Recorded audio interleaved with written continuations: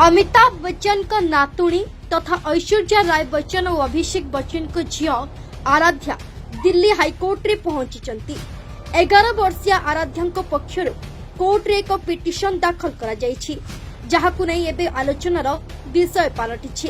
तेबे कोन पई आराध्या दिल्ली कोर्ट रे पहुंची एहाकु नै आपणक मन रे निश्चित भाबरे प्रश्न उंकी मारुथबो।